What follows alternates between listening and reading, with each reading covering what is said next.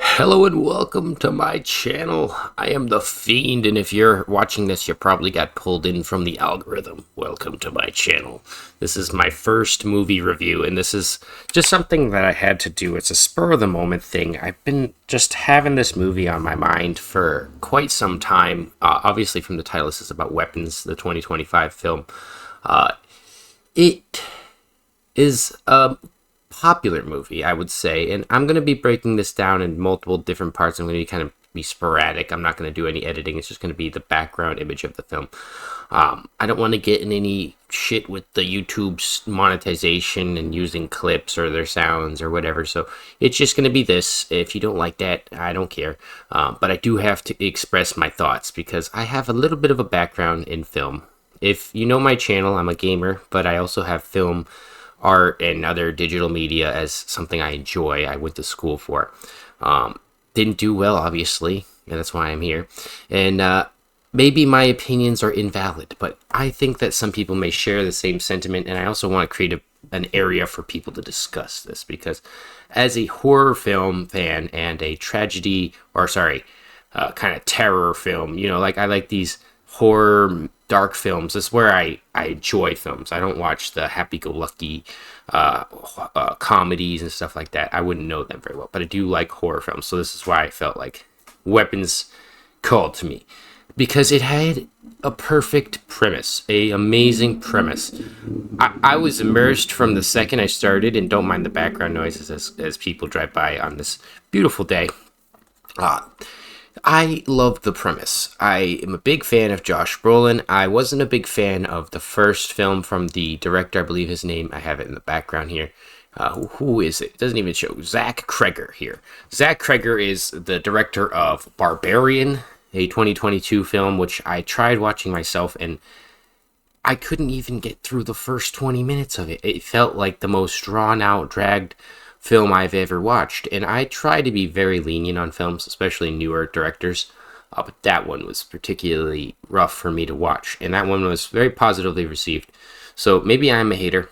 I'm okay with that idea if I'm a hater, but I'm also being positive in the sense that I like the premise of this one. Now, as a person who likes films, and I love films like The Lighthouse, I think those are really good new films. I think that the Hereditary was okay, but there haven't been many like actual horror movies. Most of these movies are kind of just thrillers.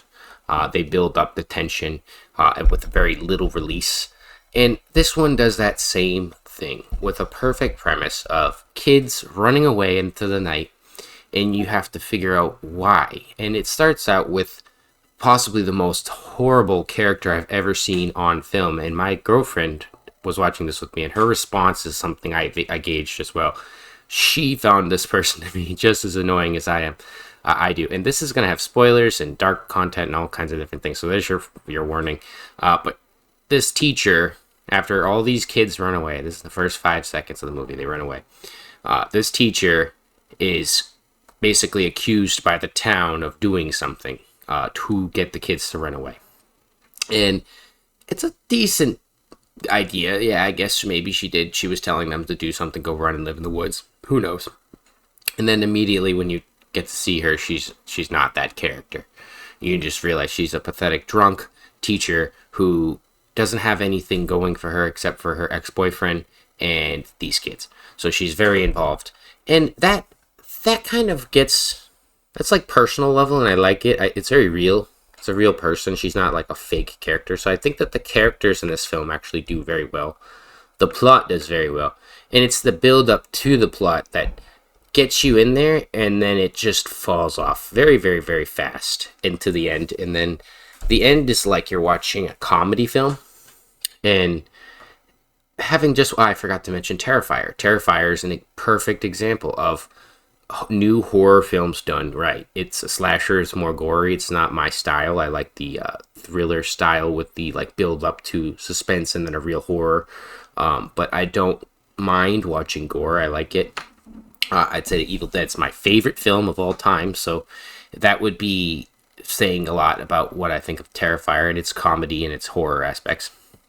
But this film takes itself very seriously. And throughout the whole film, it's almost like it's like an airplane level of comedy where it's taken so seriously that it's funny. And I'll get to these points later because I have quite a few talking points and they're not written down. This is just top of the head stuff that's been in my mind and I need to get off my thoughts because it's driving me crazy. It's driving me crazy. So the kids run away. Teacher's blamed. Teacher goes and tries to figure out. Well, first she gets drunk, then she gets plowed by her ex-boyfriend who's trying to move on and find a new life, and then she has a terrible nightmare of the kid, the only kid that didn't run away in that night, and it has to do with him, actually not her, and she sees him in her dreams, and then I believe she also sees a clown-looking lady. Then it kind of like cuts to Josh Brolin, who Josh Brolin's character in this movie is essentially just playing his role from what is it, No Country for Old Men. So he is the same guy. He just didn't die, and he is looking for his son. He's watching the Ring camera, and he sees that he's run towards a specific direction. So he wants to figure out this, but he's also in the midst of like following the teacher. And I guess he goes home and he falls asleep and he has another nightmare as well. But in this particular nightmare, this nightmare is what I have the most problem with because he goes up to this house in his nightmare and he sees the house that all the kids are in. They're in the basement of it. And he sees in the clouds above it 2:17 or whatever the time was that the kids ran away on like an AR-15. And that just like threw me for the loop. I was like, what the fuck? I'm like, there's the weapons. It's the weapons right there. And I'm laughing because this is the stupidest shit I've ever seen. Like, why is it an AR-15 shaped like a cloud? I don't know. And it doesn't follow through with that at all throughout the whole movie. It's like a thought that this guy had. He's like, it's a dream, so it has to have something crazy. And maybe people think that I'm reaching for something to not like, but there are many of other things that I find goofy about this film. This one was the one that was like AR-15, or it's like some kind of rifle platform. I couldn't really tell. It was a cloud, and I'm thinking, why is there a message? Is it like a school shooter message? Is there some kind of deeper thought? Because all horror movies, all of these thrillers have some kind of deeper message, and I'm trying to get to what this writer's mind is, and I can't reach it. So I'm assuming that this just has nothing to do with anything. So we continue watching, and in that same like vein, the lady. She decides the next day, I guess, because she's been like told to not go to school because for her safety, she's going to be threatened or whatever. She has no class. So she decides, you know what, I'm going to spend my free time being drunk in public, looking and finding tracking this little kid, the last kid in the class, and going to follow him to his house. And then she calls her boss, the principal, and tells him that she's doing this. And he's just so nice about it. He's like, listen, I don't wanna cause any trouble, but I need you to not do that. And she's like, nah, I'm just gonna do whatever the fuck I please. I'm an investigative journalist, and now I'm going to just jump their fence. I'm pretty sure she actually, I think she opens the latch, or she opens the latch and she goes into their backyard. Now, I'm taking this movie seriously, realistically, because it's not established itself as something as a goofy film. So she's broken into this person's yard, and then starts peeping through their windows. I guess her reasons was that she saw newspapers covering the windows. Whatever. So she pops her head through the window, and she sees the parents of the kid. What is his name? I can't remember. Let me see. It's in the background here. What if Jimmy, Alex? Alex. Yeah, Alex's mother. Alex and his parents are all in this house together, and his parents are sitting like sedated, looking on a couch. So now you're confused, you're intrigued. It's pretty scary. It's pretty spooky stuff. And she goes, I guess, back to her car. I can't remember. And then she calls her boss, the principal again. Is like, yeah, I just seen them in their house, sitting there with like their windows covered. And I don't know what to do. I'm scared. I should call the police or something. And he's like, what the fuck? I just told you not to do that. And he's like, all right, get the fuck out of here and just go back home and stop doing stupid shit. So she does. And somewhere in between there and then she goes back, because this movie is played in different perspectives, different characters' perspectives over the film. So it's a little jarring to keep track of what's going on. I think if it was played in a straight narrative sense, it would have probably played off better. but instead focused on this thriller perspective of like each character's view until you finally get to see Alex, who opens up the whole story and shows you what happened from his point of view. I think that if it had been from Alex's point of view from the start, the teacher's point of view, or Josh Brolin's character from the start, one of these three characters, because it's a creative idea, not a bad idea for a film. They've done it before, but this one particularly just doesn't need it.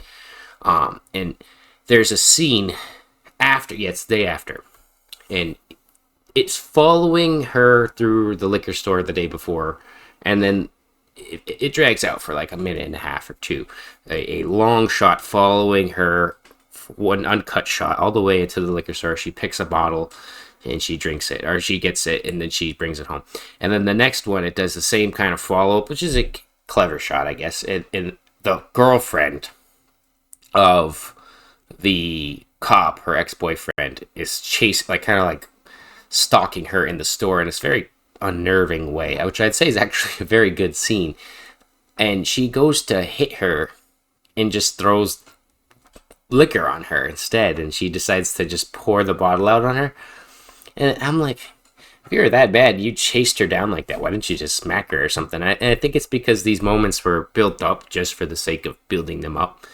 And then it's never commented on again, because then this girl just kind of walks it off and goes straight back to Alex's house. And she decides that, I believe, she's going to sit in front of their house and wait for someone to leave, either the mom or the dad, so she can get a visual of them.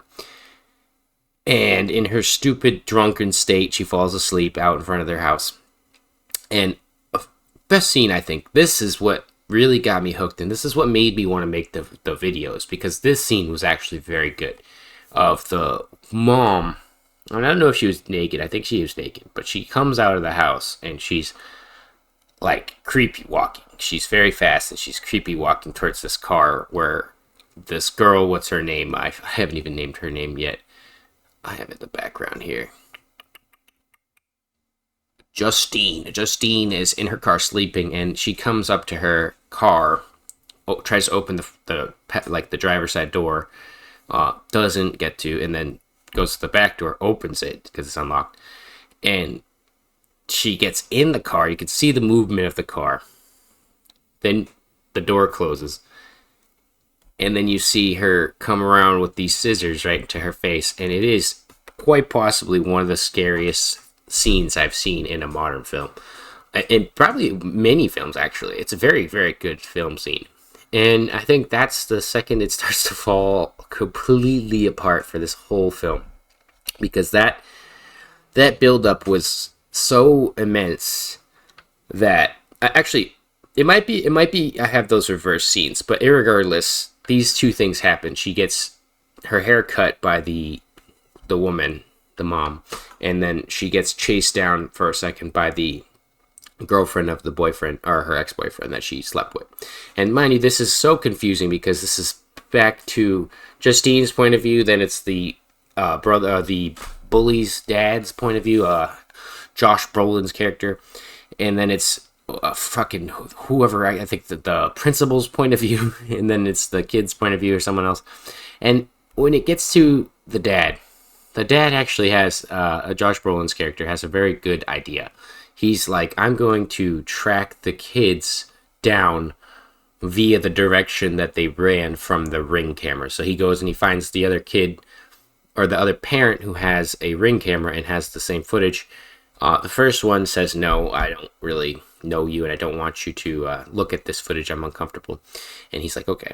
And instead of being like Justine, sorry, he goes and he respects their wishes, which is amazing. That's an amazing character detail. And he goes and he asks another person, I think it was her husband, but he respects her personal wishes and it doesn't go stealing her information or go into her house or something at night and try to steal her footage. And the husband is more than willing to show. So with that, he goes back to his house, and he is a local contractor, so he has the city permits and plans on his desk. He just knows these places because he's helped build a lot of them.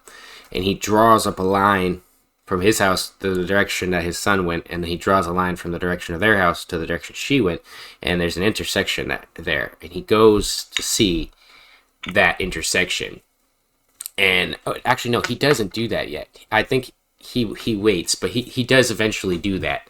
And like I said, it's all cut. And so yes, it cuts to Justine's boyfriend or ex-boyfriend here, the cop Paul Morgan, and it really splits you from the. It almost feels like you're watching like a TV show, because now it's no longer about this going on. It's about what's happening with the police officer, and he follows this local crackhead that you've seen earlier in the film asking for money, and he chases him down. He does so very well, and he catches him, and he asks him like 3 times, "Do you have anything that's gonna stab me on you?" And the guy's like, nah. Keeps saying no. So the cop goes and searches his pockets after he asks him a couple times, and he gets stabbed, immediately punches this guy out cold, and then on his webcam realizes, or his dash cam, that he's been videotaped doing that.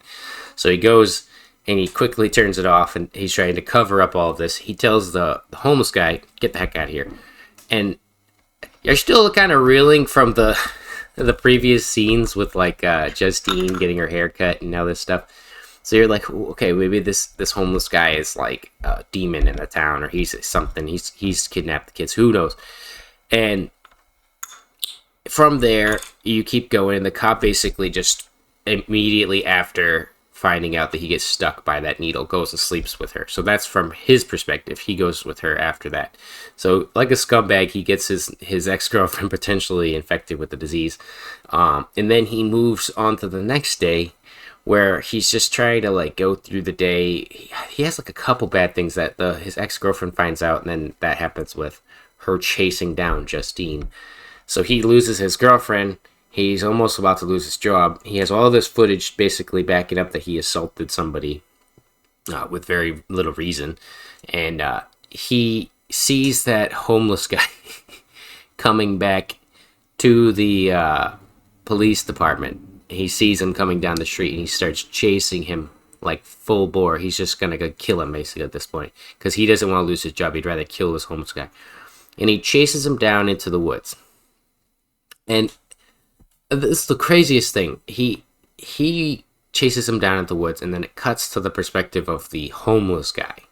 And now the homeless guy is actually a very sympathetic character in this whole story, and I feel bad for him. He's living in like a tent on the side of the town, and he's got nothing.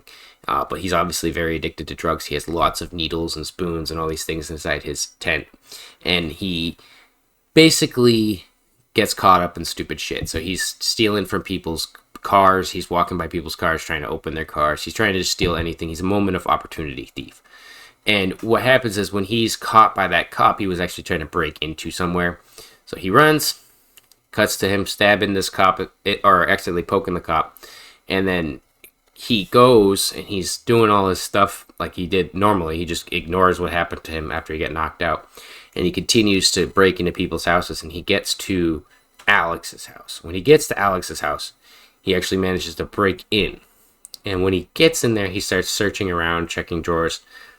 And they build up some pretty good tension here as he's going along. And then he gets to, finally, the living room where the parents are. And I don't believe they are there. I think they're standing somewhere else in the house, but they are still there. They are standing just completely immobile, but they are in the house. And he sees them. And it momentarily freaks him out because he thinks that they're in the couch. They do move around though. They're on the couch, and he thinks that they're dead. And like typical junkie, he's like, whatever, they're dead. So I'm gonna steal all their shit. And he keeps going, and he finds this room upstairs that he can't get into. Then he goes downstairs again, and he goes into the basement. And when he gets to the basement, he sees all of those little kids lined up in the basement. All 17 or whatever missing in the basement. I think there's 20 of them, actually 19. And he immediately is like spooked by that. I'm pretty sure he's spooked by it. And he pops out of the house pretty fast because the parents like wake up and they start chasing him out of the house.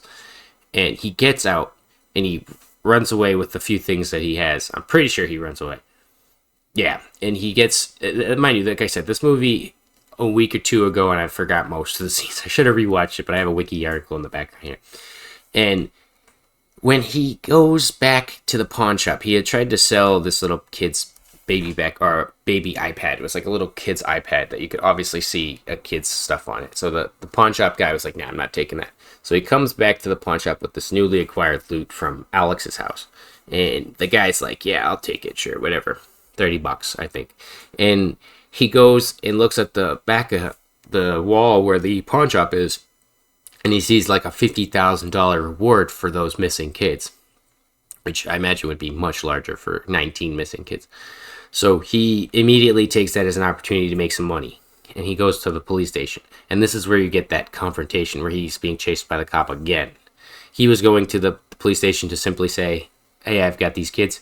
Cop sees him, I'm going to kill you. So what ends up happening is the cop chases him to the woods, and this guy's thought is that I'm going to run back to my my little tent for safety, because that's his safe space. And he gets to the woods, and then he starts getting haunted, like for real haunted by the clown lady Gladys, and you'll find out about her in a minute.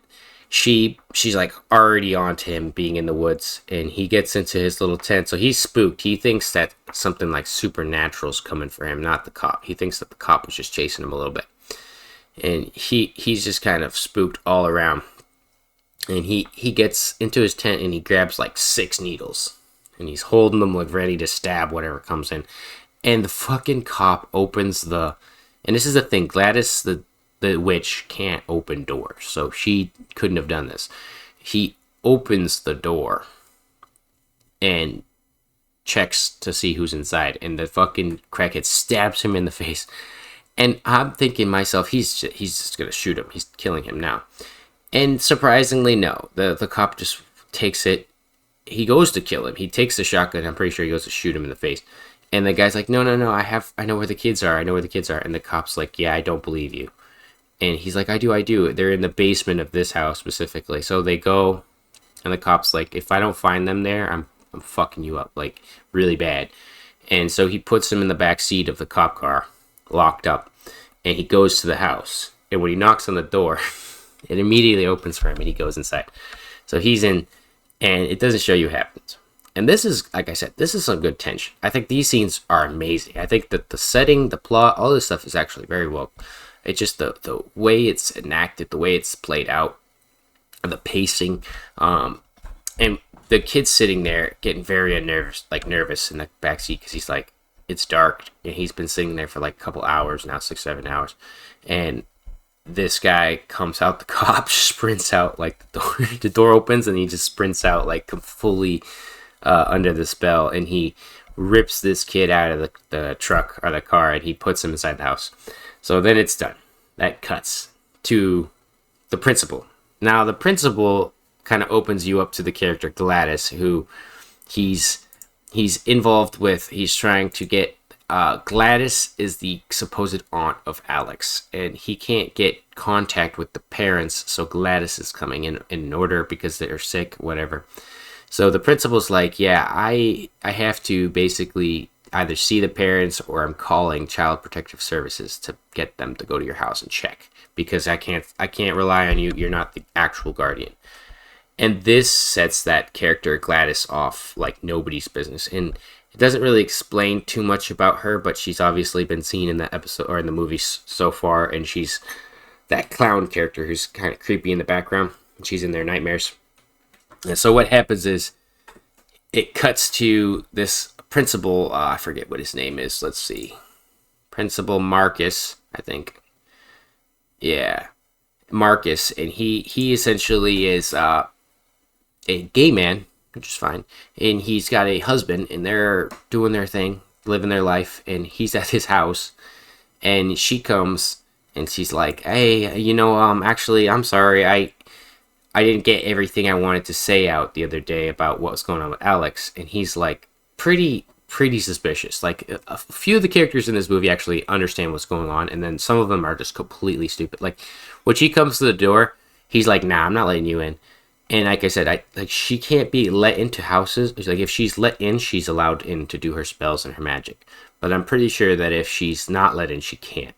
So the husband is like, yeah, come on in, you can have some water, and immediately lets this lady in. So she comes in, she asks for a bowl of water, and the guy's like, well, you must be thirsty, huh? And the husband's just supporting her, and Marcus is completely like petrified, scared of this. Like, he doesn't know what was going on. And then she stabs herself and starts performing this ritual where his husband, starts to come over and try to help her, and then kind of gets scared by what she's doing. She's like chanting and doing all this weird stuff. And no, she's not chanting. She's just breaking like a thorn and pouring blood in the water, doing all these weird different things. And essentially what she does is she turns Marcus into like a zombie or whatever to hunt down that character, Justine, from the beginning. Because she's not able to physically kill her. She needs to have something else to it. When she had the monster in front of her neck with a knife or a pair of scissors like the day before. So she has now got the principal involved to go hunt down Justine. And I guess it's her clever way of making it seem like the principal just went crazy and went to kill her. And that kind of clears up her problem with social services, I guess. But they will get a new principal and this will still happen. It's just kind of like a weird thing. And so, unfortunately, Marcus then kills his husband in the most brutal fashion. A very, very scary way.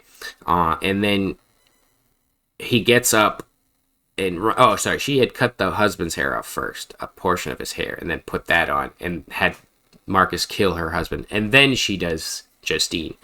And then he runs after her like Naruto, down the entire town, through every fucking intersection, and doesn't get hit. And eventually gets to her. And this is when you have all of these characters meeting for the first kind of like actual interaction, where Justine and Alex's, or I think his name is Archer, Archer, the dad, Josh Brolin, are like confronting each other, and then all of a sudden Marcus, the principal, comes in here and just beelines it, tackles her, and tries to bash her head in the same way he did to his husband. And this is where I think it gets so goofy, because the Naruto run and the faces, and he was very, very strong and aggressive towards his husband. He quickly dispatched his husband. Here he just kind of fucking sits there and doesn't like dispatch her quickly or do anything, and you think that's like his primary directive, but no, he has to throw up on her first, just to spook her. And then Josh Brolin comes in and beats the heck out of him for a second, and then gets launched, and she's running through the gas station where this is all occurring, and the guy at the gas station, the counter, he just ignores them, basically, just like spooked. She runs through and she's like, thanks for your help, asshole, and then she runs outside, and then I'm pretty sure he gets hit by a car, the Marcus character. I cannot remember what happens. Marcus basically gets dispatched by Archer, I believe. And then he believes her. He's immediately like, okay, yeah. This is, he's fatally struck by a car. Archer's just watching. So he had managed to run through the whole town, but until this moment, he gets hit by a car. And then she and him put together, Justine put together that the kids were running to Alex's house, because she knows where Alex's house is when she looks at the map. I don't know why he didn't know this. He seems to know a good deal about the town, but he doesn't know enough, I guess. So she and him go to this house, and this is when it gets so, like, it's like a horror, fantasy, heroic story here, where it's like, they go in the house, immediately they're attacked by the cop, ex-boyfriend, and the homeless crackhead. So Archer's being attacked by the crackhead, and Paul, the ex-boyfriend, is attacking his ex-girlfriend, Justine. So each one of them has their own little combatant thing here, and she manages to get his gun, which is funny because these aren't zombies. They're actually there a little bit. They can pick up weapons and use things. She just grabs his gun and shoots him, kills him, which kind of feels bad, because it's like, dang, that guy, he was like not that bad. He seemed to have just had a really bad strain of life at that moment, so he deserved it, I guess. He got shot in the head, and then she goes and she blasts the homeless guy in the back of the head too. They don't even know if this magic stops or if they could fix them or anything at this point. She just completely obliterates this guy's head. and saves Archer. And then Archer, who basically separates from her again. I don't even know. The kid Alex had his whole plot. And I'm skipping Alex because Alex is just basically the whole storyline. Alex is the kid. He watches as his parents get. Gladys comes in. She claims to be the sister of his mom, and she then puts them under their spell, and then shows him firsthand what they're gonna do if he doesn't listen to her. So basically, she's like, "I will have them kill themselves." She's very obvious with him. She doesn't tell like lies, or she doesn't beat around the bush. She's just straightforward with this kid, Alex. So Alex knows that if he even says anything to anybody, his parents will die. So he's scared of that, and so he helps collect all the parts that she needs, or pieces of like each kid's identity, so that the Gladys could make her spell. And essentially now Alex is in his house, just kind of trapped with Gladys and his semi-dead parents. And it's very sad, actually, very sad. I think it should have been told from his perspective from the start. Would have really creeped it out. You could have creeped it out really well. And he is the linchpin here. So he gets the balls to face his parents, who are standing in front of that door I mentioned, Gladys's room. And she's doing her something spell or other. I don't know what she's doing. Half the movie doesn't make sense with Gladys. So he's like, I have this bravery now. I'm going to go and face what's going on here. And there are these salt lines. If you cross them, the dummy zombies or whatever, the parents and the cop and the crackhead will attack. So when they do attack him, he manages to evade them by running to his room, closing the door, and going through a bathroom that connects the rooms. And he goes through and around behind them to get into Gladys's room. Finding it empty, he then runs into the bathroom with her little like bowl, or he uses a bowl in the sink, I think, and he makes a little bit of a spell because he knows how the spells work. And he makes a spell that sends all of the kids after Gladys. So while Gladys is doing her thing, she's in the basement actually with all the kids. And Archer comes down there and sees her, and she turns him into a zombie as well very quickly.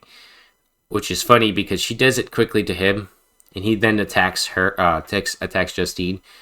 And as Justine is trying to save herself, she's about to I think he's strangling her. He's like straight picking her up, strangling her. The kids are chasing, these kids that were in the basement are chasing Gladys through the house, through other people's houses, through the city, or through the town, all over the place. And they finally catch her, and they rip her limb from limb, like Dead by Dawn, or Dawn of the Dead, or whatever. Which one of those? I think it's Day of the Dead, yeah. Where they rip him limb from limb. And it's a very good scene. I think that the blood and the gore on that was pretty good. But it just feels so goofy and out of place because it's all built up, and then there's no horror. It's just this comedy of this stupid character running in broad daylight through the town, laughing or like screaming as the kids are yelling. And her death pulls Archer out of it. And then all of the kids, including his son, are turned back to normal, and Alex's parents are turned back to not zombies, but they don't have their thoughts, they don't have their brains, they literally are just empty. But somehow Archer doesn't get this, so Archer sprints over to where he knows his kid is. He follows the destruction actually, and he sees his kid, grabs him, brings him home, and that's the whole movie. It's like literally it goes and says, oh, Alex saved his parents, but now they live in a fucking a home for people who are vegetables, basically. They can't talk anymore. And then it says like, oh, the kids learn to talk again eventually. And I'm like, that's the most dark, depressing. What kind of ending is that? Like, couldn't the spell just be broken for all of them, or just kill them or something? Give me an actual answer. You gave me nothing. And then as soon as that hit me, I'm like, where did the AR-15 come in with the 217? What does the 217 mean? They've been saying it like this whole movie, and every time the spells happen is around 217. I guess that's just the time that she's doing the spells. It has nothing to do with anything. And the AR-15 would have made sense if it was like a pistol, because that's what saved the day. It literally all she needed was one pistol They shoot and kill these two guys, which somehow the Paul cop didn't think about shooting anybody inside that house after finding out that they had 19 children in the basement, and he didn't believe it, I guess. Ultimately, like, if I was to give it a score, I'd say like a 6 out of 10. It's very high on the atmosphere, very, very high on the spooks.